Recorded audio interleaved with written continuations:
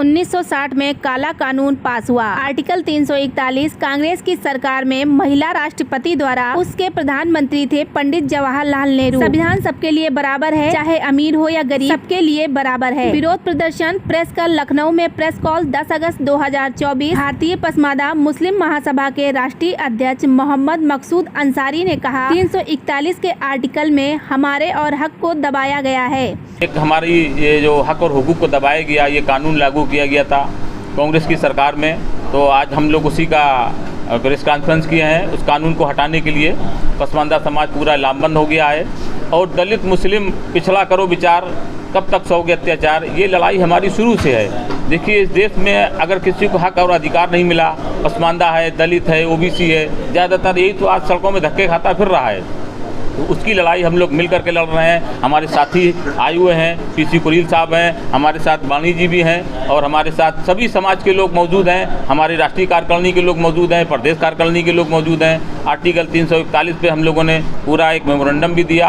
आप लोग अभी देंगे जा करके, और आपको मीडिया के माध्यम से अपना प्रेस विज्ञप्ति भी देंगे और पूरी मजबूती के साथ हम लोग इस आर्टिकल 341 पर एक मजबूत कदम उठा रहे हैं। अभी कुछ दिन के बाद आर्टिकल 341 पर हम माननीय उच्च न्यायालय पे, माननीय सुप्रीम कोर्ट में भी एक याचिका भी दायर करने जा रहे हैं कि जब दलित एक समान, हिंदू हो या मुसलमान, पसमानदा एक समान, दलित हो, हिंदू हो या मुसलमान, जब हम कोरी में आते हैं तो कोरी को मिल जाता है और मुस्लिम जब अंसारी में आता है, बुनकर में आता है, उसको नहीं मिलता है, तो ये भेदभाव हमारे साथ कैसा।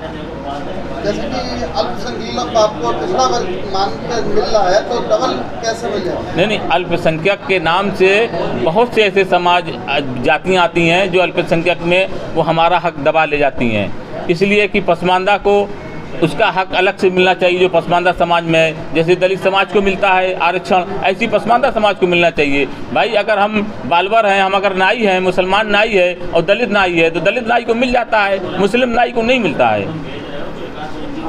सवाल मुसलमानों में उनके काउंटर पार्ट होते हैं, तो यहाँ जो बात मकसूद साहब उठा रहे हैं वो ये है कि वो बरादरियाँ मुसलमानों में, हिंदुओं में शेड्यूल कास्ट हैं, वो मुसलमानों में भी हैं, इसलिए उनको भी आर्टिकल 341 के तहत जो रिजर्वेशन की सुविधा मिली है वो मिलना चाहिए। ओबीसीज़ को पार्लियामेंट और असेंबली में रिजर्वेशन नहीं है। इसी तरह मुसलमान के जो ओबीसीज़ हैं, पसमानदा कम्युनिटी, उनको पार्लियामेंट और असेंबली में रिजर्वेशन नहीं है, लेकिन उनमें जो बरादरियाँ 7-8 341 के तहत कवर होती हैं, उनको अगर मजहब प्रतिशत हटा दी जाए तो उनको पार्लियामेंट और असेंबलियों में और दूसरी जगहों पे रिजर्वेशन। बोर्ड का जो मामला है, ये वक्फ की संपत्ति, ये मुसलमानों की संपत्ति है, बिल्कुल क्लियर है।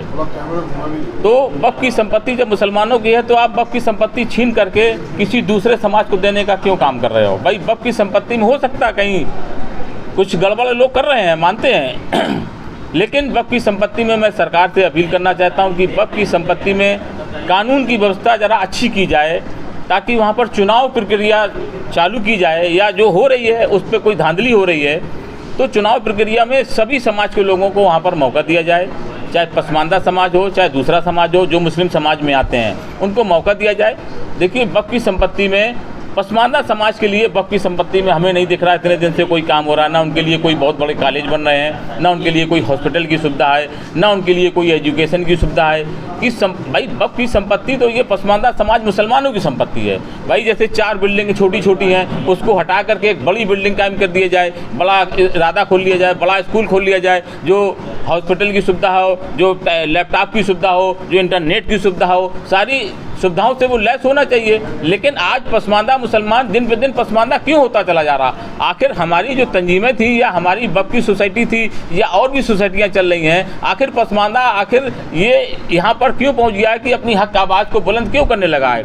जैसे कि कुछ लोग ये कहते हैं कि मकसूद भाई, आप पसमानदा की बात करते हो, मुसलमान तो सभी में आते हैं, चाहे वो खान साहब हों, चाहे सैयद साहब हों। तो हमने क्या, मैंने एक नज़ीर, मुझे एक किसी ने बताया था जिसका नाम था इलियास आदमीपुर मरहूम, उन्होंने कहा था कि मध्य प्रदेश में जो वहाँ के मुख्यमंत्री थे, पूर्व मुख्यमंत्री दिग्विजय सिंह ने कहा था कि हम यहाँ पर 10% आरक्षण हम मुस्लिम समाज को, पसमानदा को देने जा रहे हैं, तो वहाँ पर सेंट्रल हॉल में ये बात हुई थी। जब ओवैसी साहब थे तो ओवैसी साहब ने इसका विरोध किया था और ये कहा था कि नहीं, अगर हमें आरक्षण देना तो सारे मुसलमानों को आरक्षण देना। तो सारे मुसलमानों को आरक्षण कैसे मिल सकता है?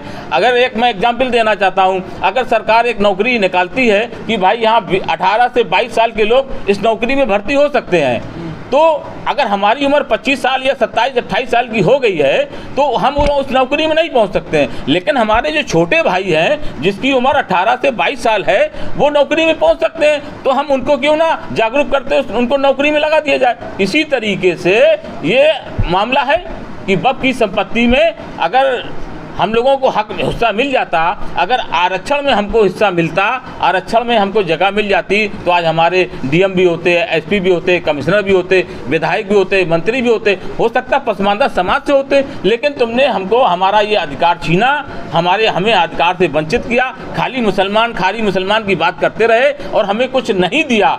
इससे मुझे बड़ी तकलीफ है और हमारे समाज को तकलीफ है और खासतौर से भारतीय पसमानदा मुस्लिम महासभा को भी तकलीफ है। लोग सभा टिकट भी मांग रहे पसंद, तो क्या बात क्यों नहीं टिकट दिया गया? भाई बात हुई हमारी अखिलेश जी से 3 बार बात हुई और मैं आपके माध्यम से अखिलेश जी तक ये सवाल अपनी बात कहना चाहता हूँ। माननीय अखिलेश जी ने मुझसे वादा किया था कि मैं आपको 1-2 सीटें देंगे, लेकिन अखिलेश जी ने कहा कि आप कैसरगंज देख लीजिए, तो मैंने कहा मैं कैसरगंज नहीं लूँगा, मैं काम करता हूँ सीतापुर में, मुझे सीतापुर दे दीजिए। तो पसमानदा समाज में एक लहर दौड़ती कि पसमानदा समाज को एक टिकट मिला। लेकिन खैर आगे का 2027 चुनाव आ रहा, देखिए अभी तो उन्होंने जो करना था कर लिया, लेकिन 2027 में एक मजबूत विकल्प के साथ हम खड़े होंगे और कम से कम 20-25 सीटें पसमानदा समाज की मांगेंगे। अगर नहीं देते हैं तो उसके लिए हम कोई ना कोई दूसरा रास्ता चुनेंगे। फिर आखिर अखिलेश यादव को ये सोचना पड़ेगा कि हमें आगे रास्ता क्या निकालना। फिर इंडिया से गठबंधन की उम्मीद करेंगे? देखिए उम्मीद तो करनी चाहिए गठबंधन से। देखिए हम लोग बीजेपी अगर हम लोगों के काम करे, अगर बीजेपी हम लोगों के साथ खड़ी हो, भाई उसने पसमानदा का मुद्दा उठाया माननीय मोदी जी ने, मैं उनका स्वागत करता हूं पसमानदा के मुद्दे पर, लेकिन हमको पसमानदा में कहाँ रख रहे हो? सरकार दिल्ली में तुम्हारी चल रही है, सरकार उत्तर प्रदेश में चल रही है। उत्तर प्रदेश सरकार ने जो बुलडोजर चलाया अकबर नगर में, समाज के निंदनीय है। वो जो बुलडोजर चलाया गया वो एकदम निंदनीय है। देखिए कोई भी सरकार है, घर बसाने का काम करना चाहिए, घर उजाड़ने का काम नहीं करना चाहिए। परिंदे भी लोग, जो परिंदे होते हैं वो भी लोग घर बसाते हैं, उजाड़ने का काम नहीं करते। फिर हम तो इंसान हैं, इस देश के रहने वाले हैं, हम कैसे इस घर को उजाड़ने का काम करेंगे? भाई आज भी कहीं भी आप जाइए, जब आपको चाहे बरसात हो चाहे काली रात हो, जब जाते हो जंगल में कहीं फंस जाते हो तो घर का ही आसरा